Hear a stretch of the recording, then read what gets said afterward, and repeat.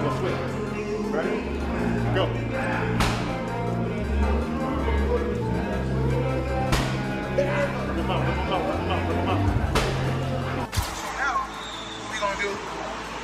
We can pick it up a little bit. We ain't really got to pick it up. We want to throw shots in the inside. Because a lot of fighters I see doing the pass, they're doing it like this. Their hands is not turning. So when you're on the pass, your hands must turn.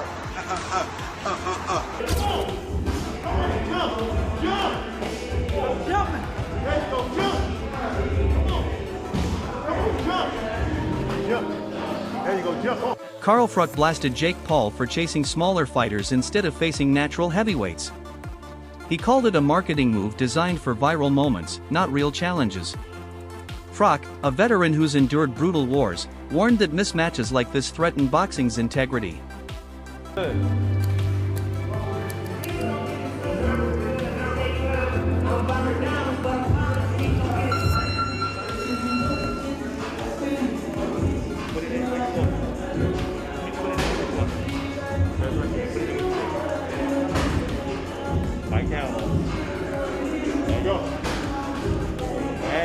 There you go. Get that shot right there.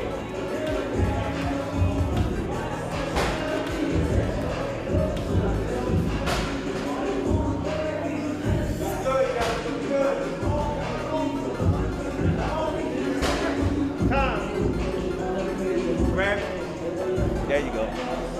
As the Jake Paul vs. Gervonta Davis clash nears, Floyd Mayweather joined Tank's camp for a full-scale, high-intensity workout that caught the boxing world's attention. With his trademark speed, footwork, and laser focus, Floyd made one thing clear: this isn't a show fight. Under Mayweather's guidance, Davis is preparing to bring his absolute best. Okay, you said it. You can't just shoot it and then bring it back and be like this. You gotta throw some squat to it. If you do like this, you up for boom, boom. So you gotta do a squat. So right here, boom, boom, everything's short. So you're still short. He see it, he'll see it, and place it down there. Slide out, anyway. Mayweather has been teaching Davis critical tactics to handle Jake Paul's size and reach. Training sessions emphasize timing, defensive counters, and exploiting openings. Floyd drilled Tank on slipping punches, managing angles, and unleashing inside power shots, the same methods he used to dominate bigger opponents. $80 million guaranteed purse on Saturday night. He trains like he's broke, no joke. He trains like he don't have a dollar, like it's no tomorrow. And now I understand why you can put the cap on him and call him TBE. The only person who's been able to do like that is Floyd Mayweather. He's the only guy who's been able to just be balling out of control, constantly flashing money, $1 million watches, you know, a fleet of super expensive cars, and still fucks everybody up. The thing about Floyd is he never lost his discipline. Floyd would famously run home from the nightclub. So he would go out in Vegas, he'd be partying, it looked like he's partying, he's drinking water, and then he would have his driver drive, and with his fucking pants on, jeans on, he would jog. Mayweather's greatness wasn't just talent, it was obsession, discipline, and relentless effort. Now, that same energy drives Davis's camp. Floyd is pushing Tank through brutal drills centered on precision, defense, and counterpunching, the very fundamentals that made him unbeatable. Wake up. Do it to him. Put it on his ass.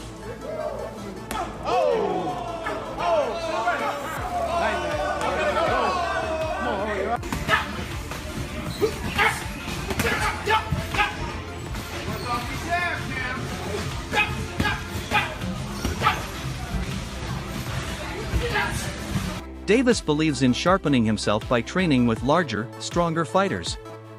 Facing size disadvantages keeps his timing sharp and composure strong. Over the years, he's mastered how to stay calm under pressure, using intelligence and accuracy to turn his opponent's size into weakness. Little sparring session, and it just makes me think. You're willing to go spar with heavyweights, but you're not willing to go fight people that you should be fighting. You know what I mean? You're fighting Lamont Roach. The sparring partners was like, man, I was about to spar Tank. He was sparring this big boy, a heavyweight boy. And Tank hit him so hard, he was on the ropes like this, hanging. I thought he died. I was like, man, I hope you don't do this stuff to me. When Davis asked to confirm whether it was true, the WBA lightweight champion said, stuff be happening. Best not to get in there with me. That's it. This guy has all the skills in the world to knock out even heavyweights in sparring, and yet he won't fight Shakur Stevenson. He won't fight Teofimo Lopez. He won't fight anyone that he needs to fight to become great. He's fighting Frank Martin and Lamont Roach. You know what I mean? It's just truly crazy. But hey, it's his career. If he wants to just make money, the easiest money that he can without fighting the hard. Reports from camp reveal that Davis is dominating sparring sessions against bigger men. Witnesses say taller partners have been staggered or backed into the ropes after Tank's power shots. Insiders claim these aren't staged moments, they're calculated tests to refine his timing, accuracy, and real fight power. For, like you said, a guy who is shorter than you, how do you find a sparring opponent to replicate something that obviously, there's nobody else out there that's Tank Davis? How do you prepare for a guy that's different stature-wise? Yeah, no, we have world champions. Raymond Ford in the 130-pound weight class. We got Montana Lovin. Shakur Stevenson is coming in this week. So wow. Just sparring against guys on their level and people who have been doing this their whole entire lives. But we're really focusing on speed and not as much on power. I'm not doing as much like weightlifting and all of that stuff. I'm actually trying to lose some muscle so that I have less weight and so that my punches are coming off faster. I know the answer to this question. Is there any kind of universe where you view just surviving this fight as a win? For me, I never let myself go there. I'm a fierce competitor, and always need to have the W and come out on top. And also shock the world and even shock myself and show my. Jake Paul, on the other hand, has brought in Shakur Stevenson to help elevate his speed and technique. Working with the slick southpaw, Paul is shifting focus from muscle mass to agility and footwork, hoping to match Davis's quick, explosive style and avoid being outpaced. Because you know what that tells me? That tells me that even he recognizes that he's too big for him. Yes. He recognizes that he's too big for him.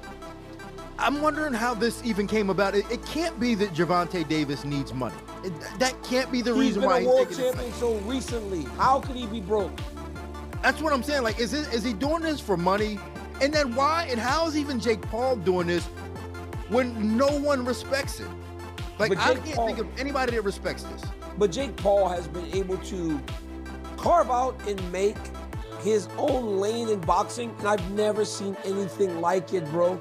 He literally, we don't know what weight class he fights in any situation. We just don't know. He kind of makes his own rules. He makes his own rules. And it seems like people are playing by those rules. I remember a couple weeks ago, the WBC and the Jose Sulaiman was very upset that he wasn't able to put the belt on the winner at Canelo versus Crawford. That's the thing that's happened since the beginning of the time. Those guys are very powerful in boxing. But with Zuffa boxing, it was almost like that power was getting stripped away. They were very disappointed. But how can you take those sanctioning organizations seriously when they are sanctioning this? That's my point. That's why I think that this whole thing that we have, this boxing and this MMA argument and Zuffa getting into boxing, our argument is misplaced because things like this should not be happening. And the fact that boxing is allowing this to happen is an embarrassment to the sport.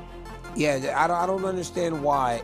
I talked about this before. I didn't know why they were fighting because, Gervonta Davis. Daniel Cormier criticized the matchup, calling the size gap too wide for serious competition. He argued that the physical difference impacts power, stamina, and safety, making the event more spectacle than sport, and raising questions about boxing's credibility. Both y'all from the streets of Baltimore the whole bit. Who do you want to see Tank fight? I want him to get all of them that ran their mouth. Give me the names. I need names, Calvin. I need names. You already know. We went down. We working on the big four. It was Garcia. That's the first one. Roma, I hope we get him soon. Shakur, he's going to get it. He know he's going to get it. It's just Bob is in charge of that. You know what I'm saying? Bob know what he's doing over there. You can't tell Bob how to run his game because he's like a vet at this. He's been doing it for so many years. That's going to happen. All the fights that we'll want, they have no choice. They're going to take the fight when it's time to take the fight. It's just right. Stephen A. Smith asked Davis's coach who truly deserves a fight with Tank. Without hesitation, he named fighters like Shakur Stevenson and Teofimo Lopez, men who've publicly doubted Davis. For the coach, it's not about revenge, it's about silencing critics through performance, not words. Because Jake Paul is extremely bigger than Tank. And I mean, but with it being exhibition, it makes sense. It's fine. He got a big name that he's going to be fighting. But I mean, it really makes no sense because he's going to be weighing over 200 and some pounds. Tank's going to probably be weighing maybe at the most 147, 150. So I don't even understand why the fight is happening. It is happening. WBA lightweight champion Gervonta Davis, who's unbeaten in 31 professional contests, takes on the self-proclaimed problem child Jake Paul, one of the most influential and marketable global personalities. Paul and Davis square off in Miami after doubts around the fight being sanctioned in Georgia triggered a change in venue. Neither fighter can weigh more than 195 pounds. The weight is perhaps the most surprising factor. Paul has boxed most of his career around 200 pounds, the cruiserweight limit, but did tip the scales at 227 pounds when he faced off against Iron Mike Tyson last year. Davis, much smaller in stature, competes at the 135 pound mark and has also won world honours at super featherweight. And despite some discussions about possibly dropping down to 10 ounces, the pair seem set to wear 12-ounce gloves. And in terms of distance, despite the exhibition tag, the fight will play out over 10 3-minute rounds with 3 scoring judges at ringside. But the result... Jeff Mayweather voiced strong concerns about the Davis-Paul fight, pointing to the extreme size disparity. He reminded fans why boxing has weight classes to keep things fair. Experts agree Paul's natural size gives him a real advantage, one that could become dangerous if his power lands clean. He can have a little fight, he can have a swing. He swings away, stands up straight and he throws punches, but it's not professional boxing. Because when I watch him box, it's just so much wrong. It's just everything's wrong, it's so bad. He's got leaky defence, he telegraphs his punches. Like, you put him in with someone his own size, it was a professional, it's a mismatch. And you'll see that if he ends up fighting somebody. Tommy Fury, bless him, he's a pro boxer, but he's inexperienced. He's got no amateur pedigree. He's a raw novice, or maybe just above the raw novice. I was saying earlier, where would I put him in terms of levels? He'd do well to win a British title. He's at that sort of level, and then from British title to world level, it's like a different world. Teofimo Lopez defended Davis's choice, saying not every fight must be historic, some are for business. He believes both men are seizing an opportunity to entertain fans and secure their futures, even if the bout doesn't redefine the sport. Wait, how's this gonna work? Hey, they make it work. It's an exhibition for a reason. So, you know, they know what they're doing. And, you know, shout out to Netflix and shout out to both of them, honestly. Like I said, I think a lot of people in the boxing world are kind of upset. I could care less. I think they're going to go out there and make their money. It falls on the number 8 for a reason. They're going to make a lot of money. Have you got a prediction for that fight? My prediction? A show. Well, clearly it's a show, but when you've got a lot of people underestimating Jake Paul once again, but when you've got a heavyweight boxer who knows how to throw punches and knows the basics against a lightweight, it's quite a difference. I mean, have you sparred heavyweights before? Yeah. Competitive sparring in the ring? Yeah, it's not the same. It's not the same, not at all. Definitely got to move. I've actually played around a few times, went through between their legs just to duck around. But yeah, because they're taller, you know. But I think for that competition, that fight, it reminds me a lot like Big Show, The Big Show, and Floyd Mayweather when they fought in WrestleMania. Yeah. Mm-hmm. And will that end the same way? Possibly. Maybe some brass knuckles in there too. Can you see Jake Paul knocking out Gervonta Davis? It's boxing, man. Observers say Davis's focus has reached another level. Immersed in a strict, distraction-free camp, he's honed his footwork, defense, and timing. Trainers note sharper movements and tighter reactions, proof that he's taking this fight as a defining moment for his legacy and for boxing itself. Wins. Will the entertainment value or the ring IQ come out on top? Because if Tank dominates, the meme dies. Jake Paul survives or hits it big, we see new rules are going to be written in real time. Me, you, maybe everyone at some point has been that bigger guy, thinking that I'll just bully him. Jab, slip, liver shot, sat me down real nicely. Size helped until it didn't. All I'm saying is, let's not dismiss something because it looks weird. Many fights get decided by the details. Feet before fists, timing before muscle, discipline before clout. Look, Tank wins if he stays Tank. He's built on patience, traps, explosive counters. That's hell for a tall guy. So, what do you think? Will skill and experience overcome size and strength? Or is Jake Paul's physical edge too much to ignore? Drop your thoughts below.